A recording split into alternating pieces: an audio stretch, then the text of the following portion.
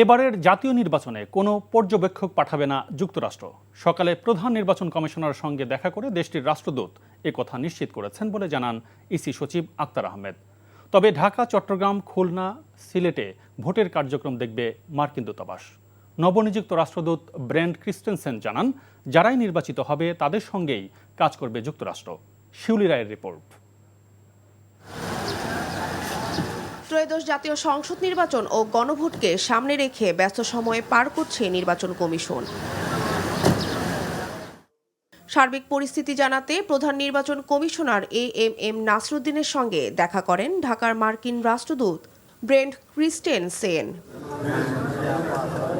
পরে গণমাধ্যমে কথা বলেন মার্কিন রাষ্ট্রদূত। উৎসবমুখর পরিবেশে নির্বাচনের আশা জানিয়ে তিনি বলেন, বাংলাদেশের জনগণ যে সরকার নির্বাচন করবে তাদের সঙ্গে কাজ করবে যুক্তরাষ্ট্র। The United States government does not take sides in Bangladesh's elections. The outcome of the election is for the Bangladeshi people and only the Bangladeshi people to decide. We are prepared to work with any government who the Bangladeshi people elect to represent them going forward.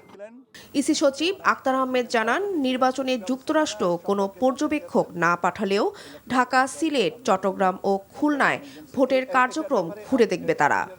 ওনারা বলেছেন যে এরকম 4টা জায়গায় ওনাদের দূতাবাস থেকে প্রতিনিধি দল যাবেন দেখার জন্যে, এবং সেটার ব্যবস্থাটা কি, এবং ওনারা ইন্ডিপেন্ডেন্টলি যাবেন, ওরা অবজারভার হিসেবে না, বাট অবজারভারে যে আমাদের তালিকাভুক্ত অবজারভার সেটাতে না, ওনাদের মতন যাবেন।